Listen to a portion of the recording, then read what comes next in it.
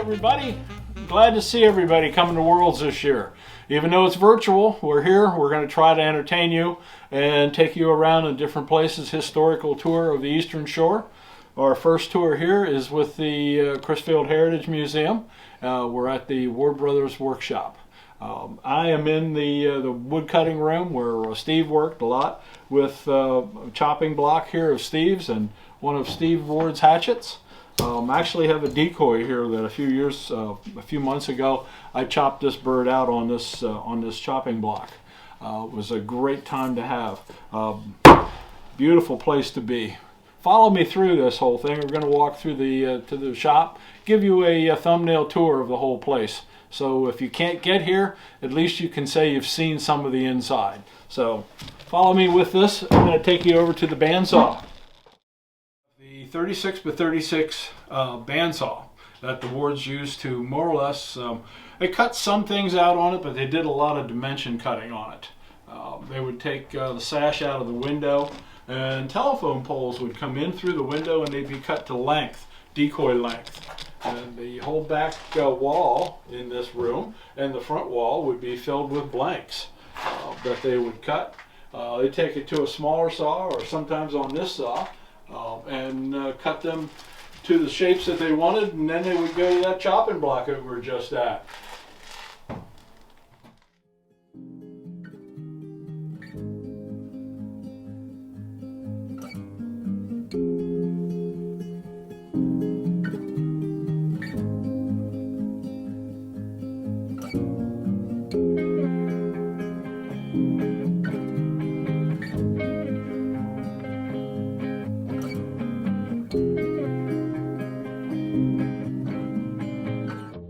Here's one of the sanders, which would save them a lot of time doing. You can see that it's a 4-inch wide or 3-inch wide blade, belt rather, going up to an idler, come down here, and this would turn on. They tape their fingers so that they could get inside of decoy heads and things by pushing pressure on this, but it would save them a lot of time to sand bodies down. And that's when you're doing this commercially, you want to save some time so you're not at it all day long.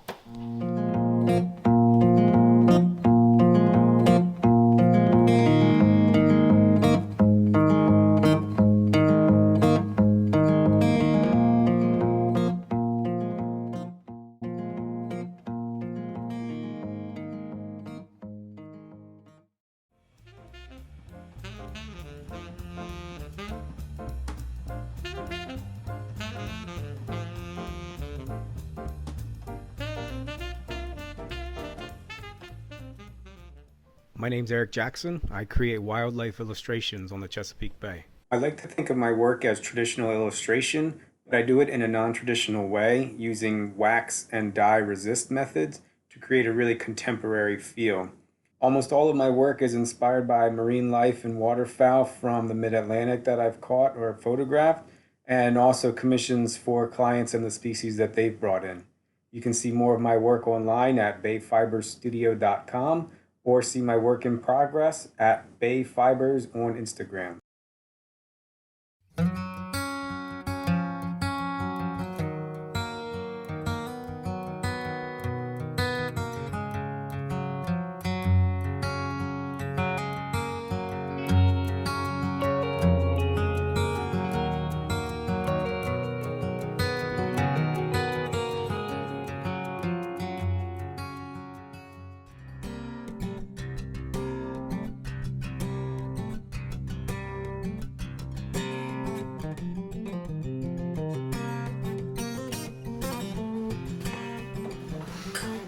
Hey, good morning everybody. This is Tom Christie coming to you from my studio in Nebraska. And I'm putting this video together to show the painting of a gadwall drake. And it's my way of contributing to the remote celebration that we have to do again this year due to the COVID situation. But I'll be going through not an exhaustive blow-by-blow, but kind of all the major steps of taking this from a base coat to the final details, and hopefully we'll end up with something similar to this, which is a gadwall drake that I did several years ago now. But I'll be back. Okay, we're going to start by sponging on some base coat texture to the bird, and I use gesso along with about 90% heavy body acrylic burnt umber paint, and tint that a little bit with carbon black to make a dark gray color, and it's about the consistency of toothpaste. That is put on the palette and then worked into the sponge like this so that there's consistency throughout the cell structure of the sponge, and then dabbed on the bird like this to develop a kind of a pebbly structure on the surface of the bird, and that'll become the basis of the dry brush painting techniques that we'll use later in the demonstration.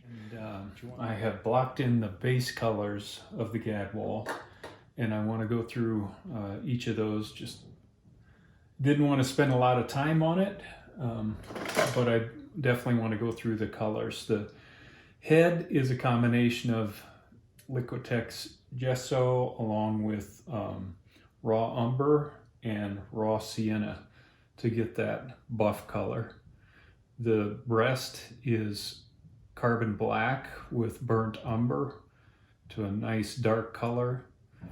The wing right now is chroma driftwood, and so are the tertials back here.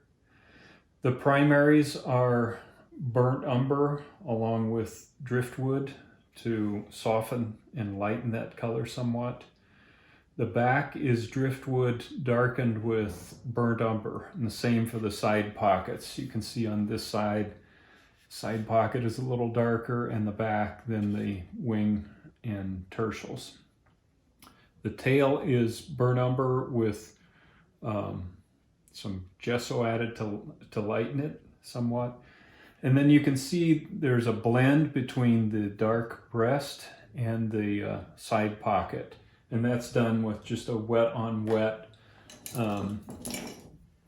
brushing back and forth, darker in this direction, the gray color in this direction, and develop a nice blend on the cape and on this side as well. The rump area, of course, is carbon black. This area is just lightened a little bit, the driftwood lightened with gesso, and the underside of the tail has been painted as well, the driftwood color. So these are the base colors, and in the bill, is carbon black with burnt umber. Again, just to get our base tones set. And now we'll move into the more detailed part of the painting.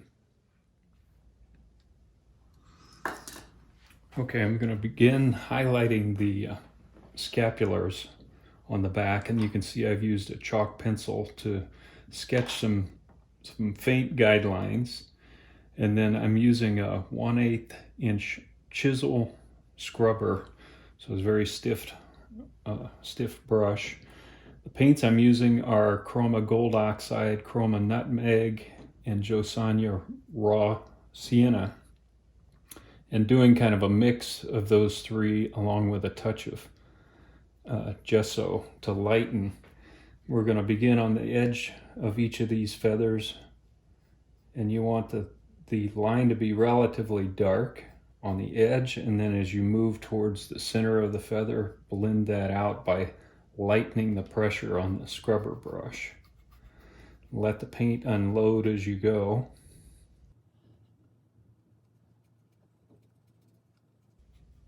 And hit the edges of all of these scapulars. And don't worry if it looks a little messy to begin with, because there's going to be a lot of coming back and layering over in later steps. But that gives you the basic idea. And then I have worked a little bit more on this side, so I'm going to continue to develop this and then come back and show you the finished scapulars. Here's a close-up shot of the first layer of color that's been applied to the scapulars of the back.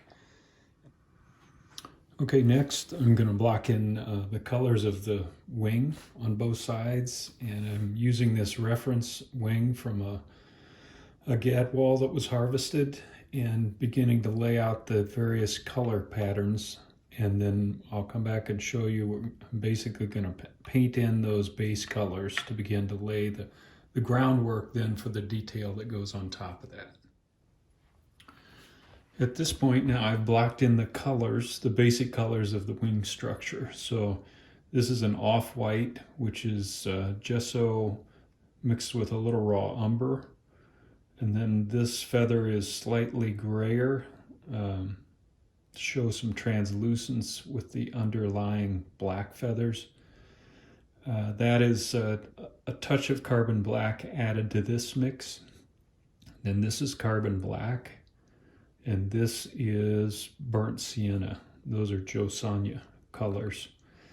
So I'm not trying to get a lot of detail at this point. Again, this is going in layers. You'll hear me talk a lot about that. I use this scrubber to kind of soften the transition lines between the colors, just to create a blend at this point. And this just shows you the other side has been blocked in as well. Same thing here, a little bit of a blend to soften those areas. You can see I've masked off the decoy, and I'm using a combination of chroma brown earth and nutmeg to just darken the crown. Leave the cheeks light and darken it where it meets the back. Here's a quick shot of the decoy with the masking removed, and you can see the crown has been darkened. This is the other side. And then next we're going to start working on some structure for the side pockets that'll be the base under the vermiculation. All right, you can see I've used the chalk pencil to pencil in some guidelines again, and what I want to do is use the scrubber to darken the tips of these feathers and leave them light at the base. And to do that, I'm using a combination of burnt umber. These are chroma colors. Burnt umber, a touch of carbon black, and a little bit of that gray to lighten the mix and soften it. After you dab into the paint, get some of the paint off the brush on a rag or a paper towel. And then I'm just going to go to the tips of all these feathers with this chisel-shaped scrubber and begin darkening the tips and fade that, allow it to fade back and lighten near the base of the feather. You can see I work pretty quickly on this type of thing because we're going to come back and go over and refine, but this will be the basis for the vermiculation that will go over it and gives the impression that the feather has some shape, and there's feathers do lighten near the root or the base of the feather. So I'll come back and show you this process after it's been done, but that gives you a general idea of this part. All right, I want to come back and show that these feather tips have been darkened on the side pockets on both sides and blended so that gives us some underlying structure as we add vermiculation over that area. I also used chroma driftwood, that light gray color, with this scrubber to highlight the base of the cape feathers and begin wrapping that around into the breast area structure. And as we add vermiculation to that area, that'll add some depth to those feathers. Note that I left the breast dark at this time, and then we'll move on to the scapular feathers. I want to darken the roots of these feathers to add some depth again before vermiculation goes on top. I'm going to use this soft scrubber again and chroma burnt umber, and we're going to go back to the scapular feathers and darken the center of those feathers, and blending that goes to the tip, and then blend it out as you reach the edge of the feather. I don't want to lose all the gray values in here, but we want to darken kind of at the base of each of these feathers, and that will create some structure and some the illusion of depth to the feather. A little more than just that flat surface with the two colors that we applied before. You can see I'm putting a little bit more paint and a little darker value at the base of the feather where the other feather overlaps, and then blending that out to the edge.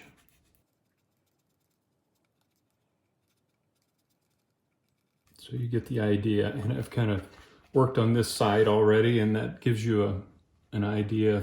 You see some additional depth now and structure to the feather. All this underlying the vermiculation that'll go over the top. Okay, we're going to start on the tertials by darkening the lower edges of the tertials, and I've got a mix of driftwood gray with some burnt umber and just a touch of black to darken things. And we're going to use that. You can see it's a slightly darker value. We don't want it too dark. And I'm going to leave it light near the adjoining feather and start again on the edge of the next feather up, using the scrubber to make a nice blend between the darker edge and the lighter center. Same on the next tertial. We're just going to move right up. Again, just darkening the edge, leaving this area lighter. And one more time at the top.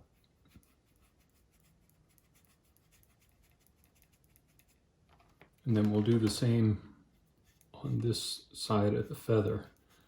I'll come back and show you the result when I'm done, but you can kind of get the feel for how that's changing the look of the feather.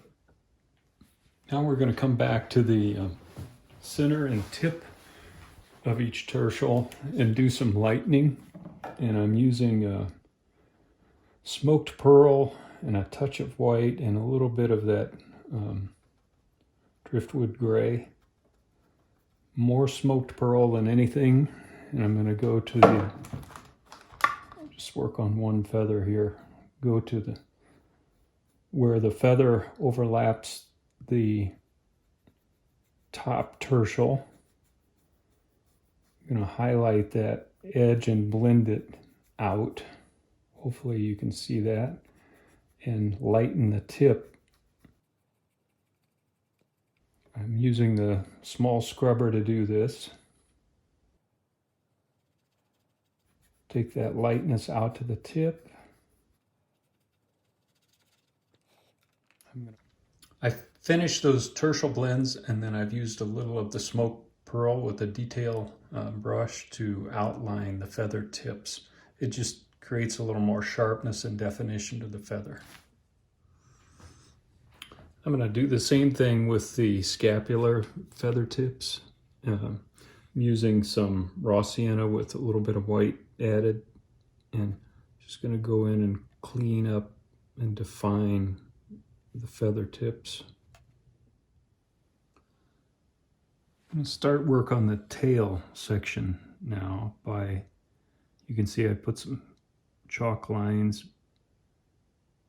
I'm going to outline the tail feathers. I'm using a combination of white and burnt umber for this outline.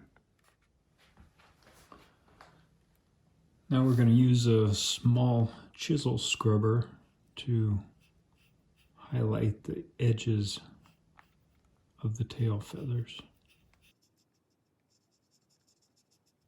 And you get, again, you want kind of a nice hard edge on the outer edge and then a soft blend into the middle of the feather.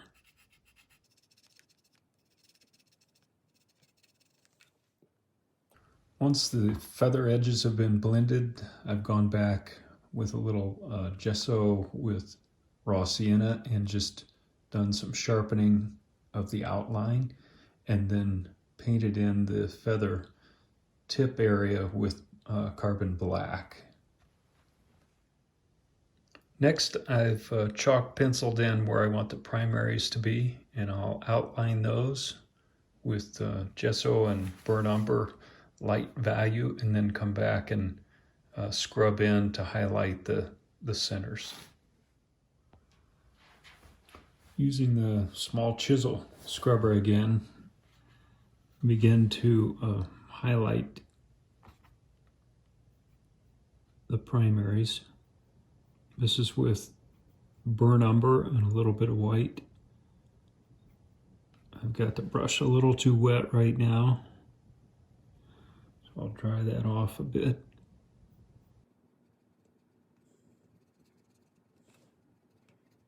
You're going for a nice blend from the internal part of the feather to the outside of the primary. In this shot you can see that I've kind of sharpened up and finished the primaries, including carbon black feather quills, and added quills to the tail feathers. I'm going to add some tentative feather quills to the tertials.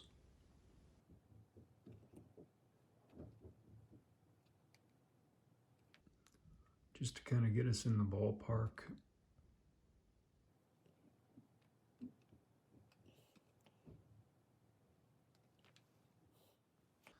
Going to do the same thing with the scapulars with burnt umber.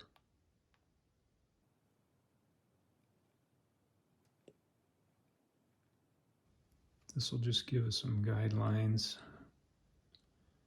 for our vermiculation.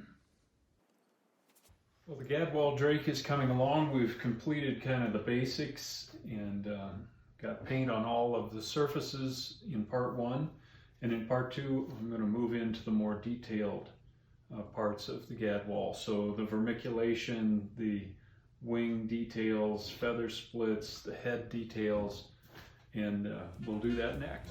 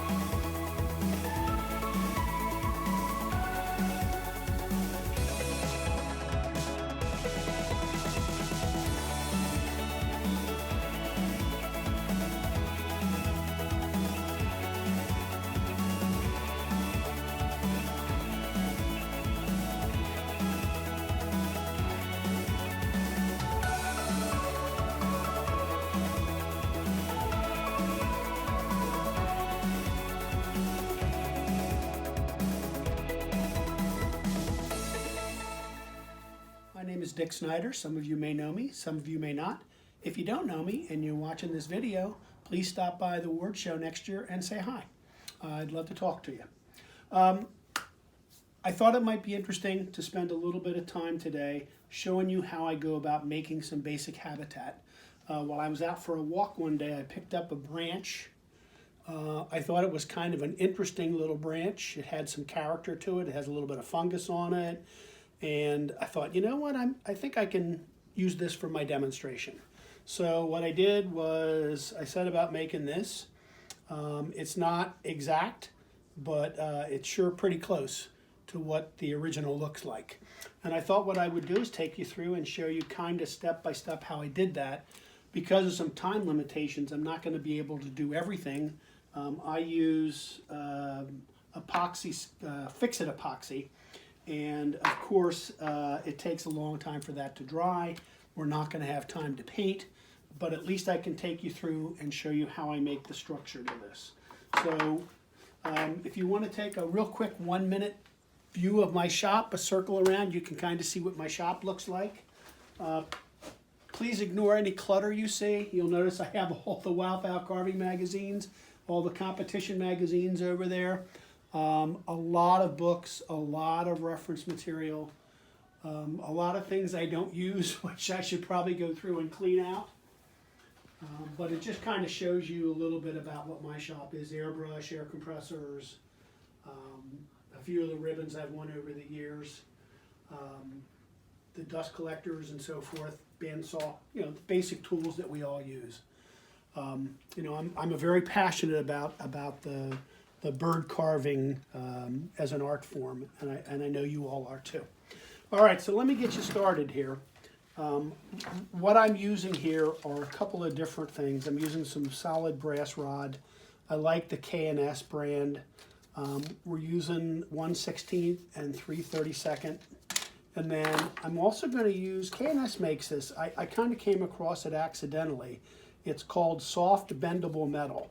They make it in hollow tube, and they also make it in the solid form.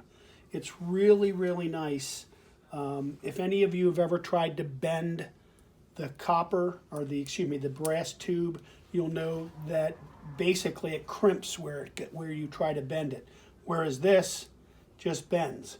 It's very nice and it's very easy to use. Now, the one caution that I would alert you about is that I would not use it for a branch if you're using a heavy bird, a large sculpture.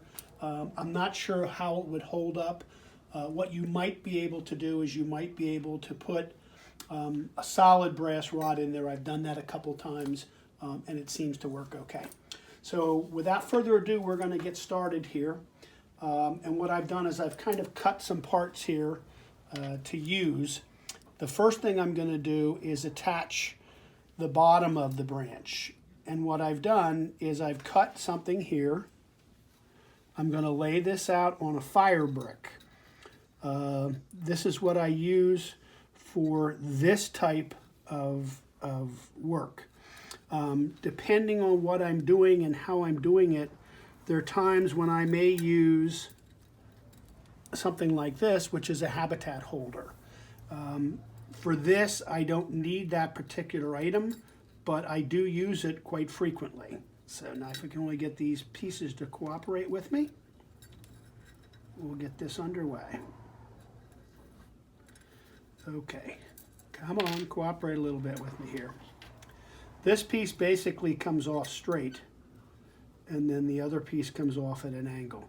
I'm going to use just a little butane torch today. I have an oxyacetylene torch, and I have a regular soldering iron, but this is what I use a lot of times. If it's not for something that's real heavy duty, I will go ahead and use this. It's awfully nice to use. As I said, it's pretty quick, and it does a nice job for me. Just get this in there a little ways. There we go. Still not cooperating.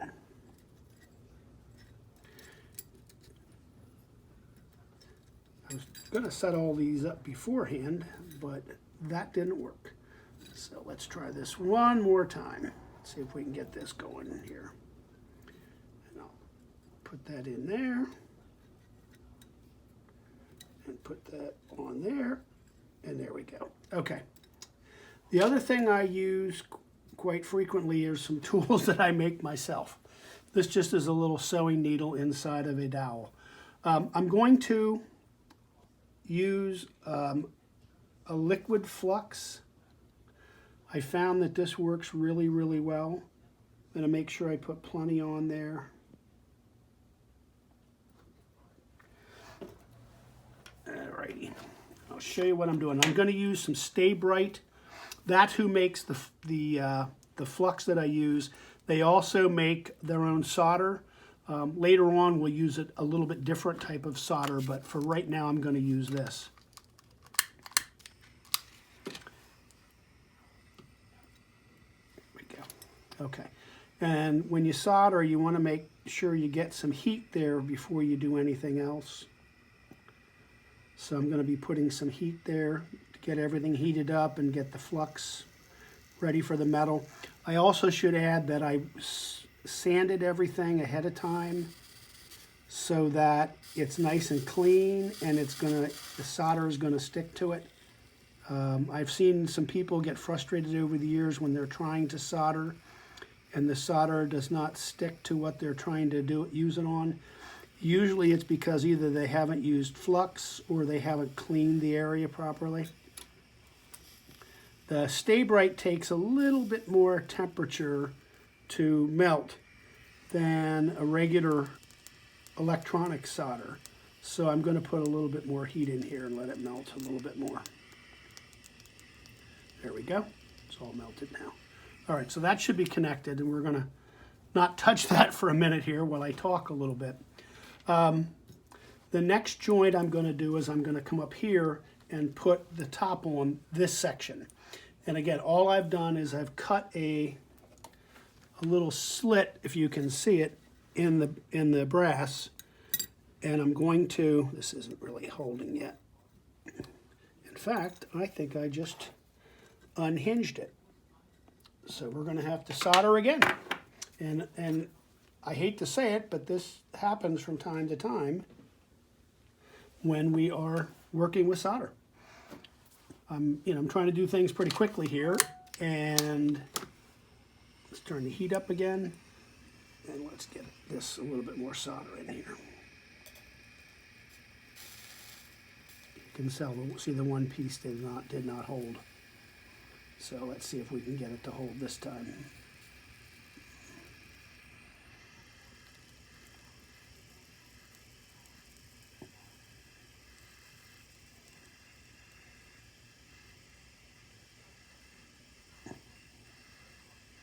I think that's going to hold now. We'll let it dry for a minute or so. Okay. I like using the brass. I know some people use copper. I find that the brass works better for me. Copper is, when you bend it, it just stays bent. Whereas with this, it has some flex to it and it kind of bounces back a little bit. I know when I'm making leaves, I find that the brass sheet works better for making leaves, but that's something we can talk about if we can get together next year at Ward. We can do a little bit more exploring and talk about some other areas. Didn't solder totally on the back, but as I said, this is just a demonstration for you, and I'm trying to do things quickly. We'll come up here, and hopefully this isn't too hot. That's not too bad. And we're going to try this again with another joint. So I've cut a little slit in there, and I'm putting this over top. This just gives me a little extra diameter for the piece that I'm making. I'm going to, hopefully I'm not in your way here. I'm going to solder this together. And again, I wouldn't have to use this, and I'll show you another one in a minute here when we get together.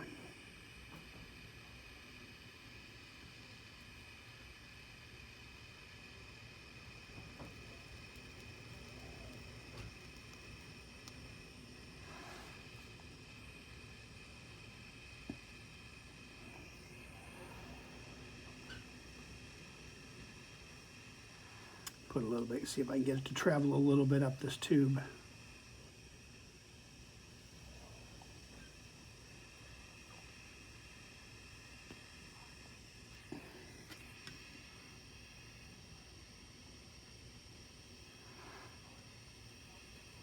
It's already started to flow, so we're getting there. Okay, that's going to be good enough. As I said, this is just a demo. So I'm just trying to show you the process of how I go through and make this. This was the brass wire that I used to cut my inserts for down here with. If any of you have any questions, you can email me or message me on Facebook. I'll have my contact information here at the end. Okay, so that's actually held. And the next step for me would be to try to create some, let me grab something here. And I'm gonna mix a little bit of this. I like using this Fix-It epoxy. It's made by the Aves, the same people that make epoxy clay and epoxy sculpt. I'm sure that most of you have played with those before. The difference with the Fix-It is, and this is actually something that I was told about at a show by Gary Eigenberger, and then Josh Googie told me about it. That this is really a nice material to use after it dries. Unlike epoxy clay or epoxy sculpt, it does not clog your bits when you're using them. If it does clog them a little bit, just use a piece of crepe and you can clean them right out. So let me get this mixed up good. I'll show you a couple of the tools I use. You have two choices when you're using this. We're going to be basically using this to put in some of the areas where I've created the fungus. Some of these areas on the branch where I've put in the little broken off branch parts, and just some other interesting marks that you put on the branch to make it look real. When you pick up a branch, they're not smooth. They're not, they're rough. They have different marks on them. I have found that when I'm looking at pieces in competition, or when I've even created pieces myself in the past, I've been unhappy with them because I've just used a continuous piece of one diameter brass, and it just doesn't look real because branches don't look like that. They always have some kind of markings on them and so forth. So that's what I'm trying to do, is to create something that makes them look a little bit different. So having said that, I'm going to be putting some down here in the bottom. And if I had a little bit of water, which I don't have with me right this second, I could show you that if you wet this, it will blend very nicely. I'll put a little bit on the back. As I said, this is just a practice piece, so this is going to get tossed after the end.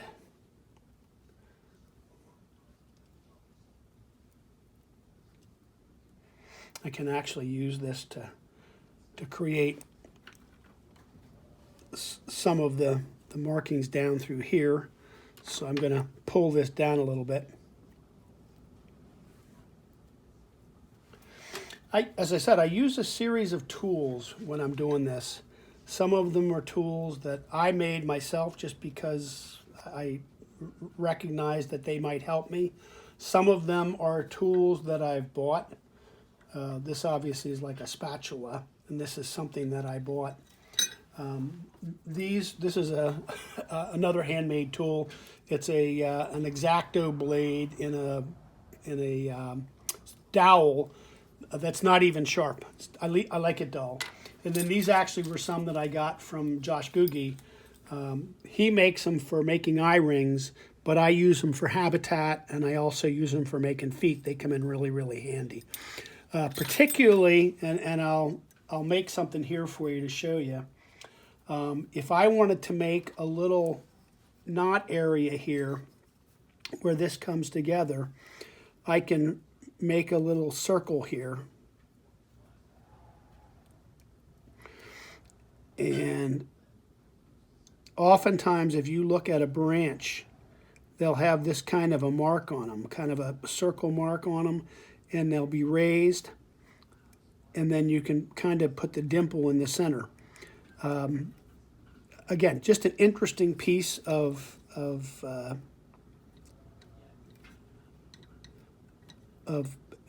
markings on a branch. You can do anything you want. You can also, if you don't want to do this at the time that you put it on, you can also do it afterwards, after you let it dry, and you can actually do it with bits. Again, being fix-it, the advantage is it's not going to clog all your bits. You can clean them out pretty easily. So having said that, I'm going to create a couple of little marks here. Again, what I normally do is I will come along and put, just randomly put some of this on. And then again, up here near the end, I want to put some on. And I can also, since I have this end I left open, I can actually just put a little bit right there to create that little broken off branch that's there. Again, I'm not so worried about getting this exact. I'm just trying to show you the process that I go through and explain to you how I do it kind of step by step. The other thing that I will do sometimes with these is I will sometimes create extra markings on the branch. I might use some wood glue, I might use some epoxy, and I'll use sawdust. A lot of times when I cut out tupelo or any of the other woods I use, I will actually save the sawdust and keep it in little containers, and then I can mix that in with, like I said, with glue to give it some texture.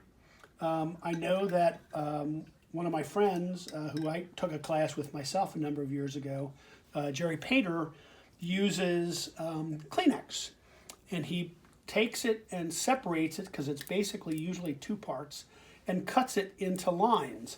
Then he coats the brass with epoxy and then wraps it around and forms it with his fingers, and it really looks real. I mean, it gives it an interesting texture, and a texture that looks real when you're working with it. Let's see what else I want to show you. As I said, you can form these into any way that you want to form them. If you look at this branch, you'll notice any place where the bark's been stripped off, there are drops, steps. So again, you can form them just by using a tool like this and removing the putty. What I like to do with putty is I usually will put it on a card, an index card, and then I can kind of take it and use what I want and place it where I want. You know, if I want to put some right here on the end of this, I can just put it there with that and then fit it in and use that to shape the way I want. After I let this dry, the steps I want to follow basically are this. If I haven't done my texturing beforehand, I'm going to texture the branch afterwards. As I said, this kind of texture, I oftentimes will throw some sawdust on with some glue just to give it some more texture.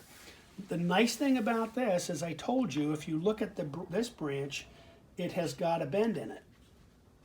And then it has another bend in it the other way. And you can see how easy it was to do that with this bendable brass rod. It's very, very nice to work with. And as I said, it comes in some different sizes. You can't buy the individual sizes. You have to buy it in packs of 3. And I think they have 3 different sets. So there's altogether, I think, 9 sizes, which probably is all the sizes that they carry anyway. And you can also get it in the solid brass rods. I don't use the solid brass rod as much. I have a tendency to use the regular brass rod instead of the bendable.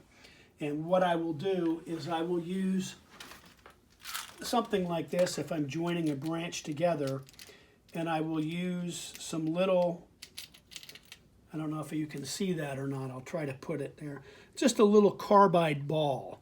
And you can get them in different sizes. And what I will do is I will cut into, I'll mark where I want to, let's say I wanted to put a branch on here. Instead of cutting like I did there, I might use a little carbide ball like that to cut a hole in the branch, and then I'd be using a smaller diameter brass rod to attach to it, obviously.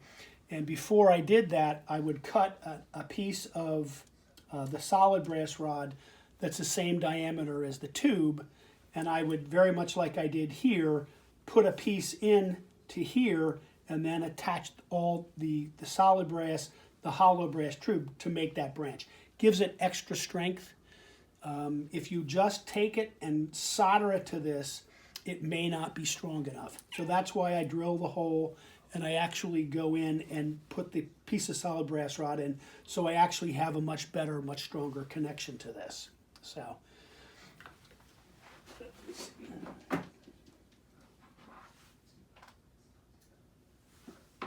okay, we're just over 20 minutes, and I think I only have about 20 minutes, so I want to kind of try to wrap this up.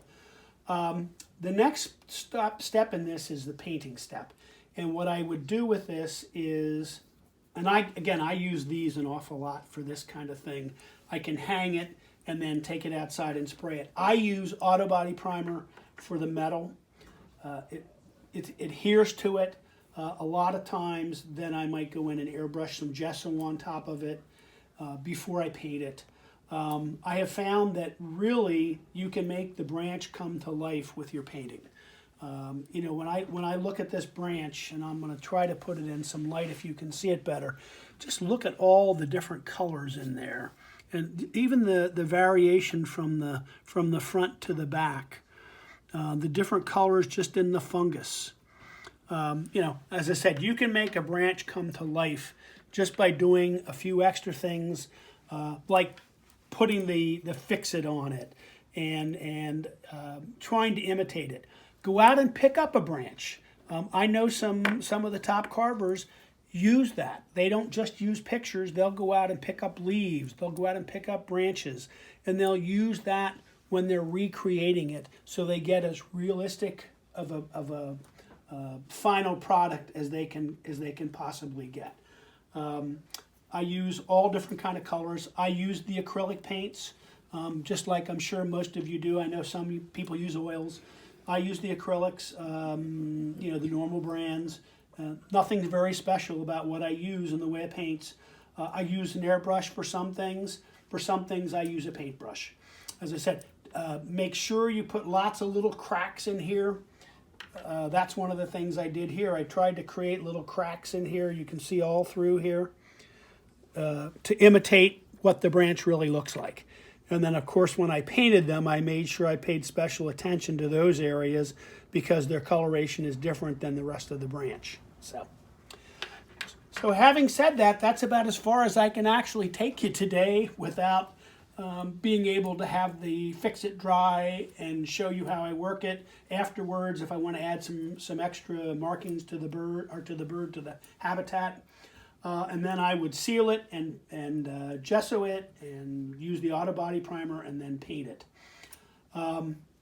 What I would encourage you to do, if anybody has questions, you can find me on Facebook. I have tons and tons and tons of carving friends on Facebook. Or you can email me, and my email is dkdmsnyder@comcast.net. So please, please, please feel free to reach out to me with any questions or any comments. And as I said, hopefully next year I'll be doing something a little bit expanded beyond this to go into a few more aspects of habitat and hopefully help people out. Thank you very much, and hope you enjoy the video. Take care, and hopefully I'll see you next year in Ocean City. Thanks.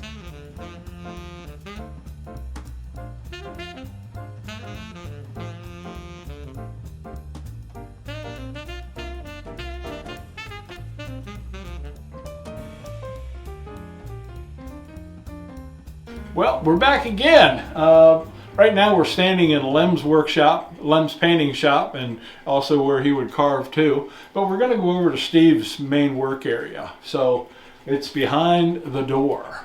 As you can see, we've got some of the poems pushed up on the wall here, and we're not really signing any more ward decoys, but back at the end of the whole deal, they were charging $10 to sign a bird. It was a good way for them to have income, being that they had people stop in here all the time, all day long, wanting birds signed or identified. And unfortunately with them, sometimes they misidentified them, and they signed decoys that weren't theirs. But you know, $10 is $10. Come on, let's go over here.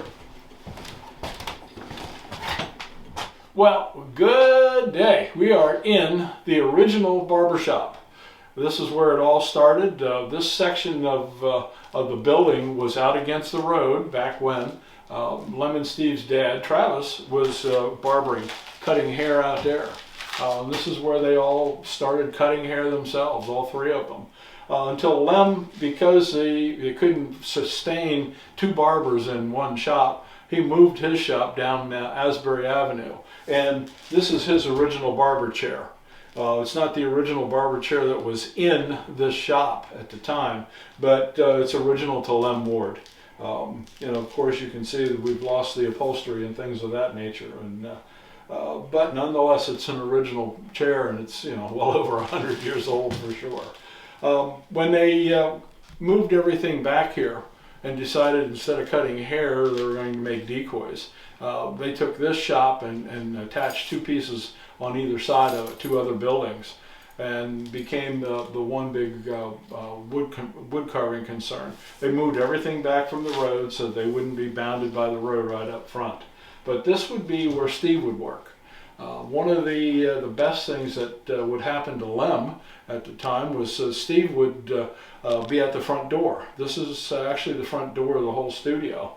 And Lem could be over in his room where we had just came from, and he could work in there without being bothered by people coming in through this door. If he was really busy, they would close the door and Lem could paint. Steve would tell him what they needed to know, and just tell him that Lem was occupied at the moment and couldn't do anything. So, but Steve did a lot of carving in here. Some of the early pictures you'll see have nothing but shelving in here, where it was all wasn't painted. It was dark and dingy, and they would carve and paint in here too. But it's a neat place. I love it here.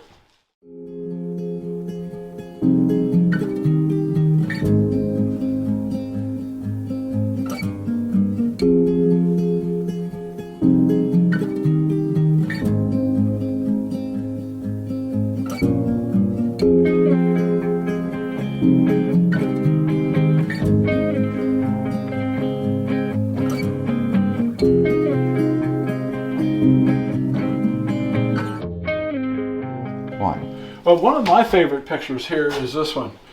Charlie Bounds with the Ward Brothers show goose. That was done back in the late 60s.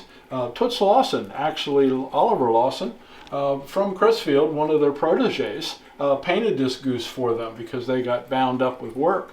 So this coming fall at the Ward Museum, starting in, I believe, September, we're going to have a Toots Lawson exhibit. It's going to take over the whole Art LeMay gallery. We're going to have a retrospect of his work. He's one of the people who helped start the Ward Foundation, and we owe him that respect to see all of his work together.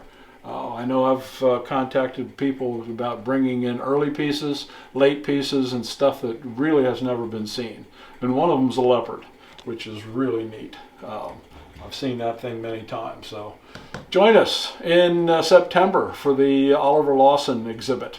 And if you can't get here before then, make sure you come then, because it'll be something to see.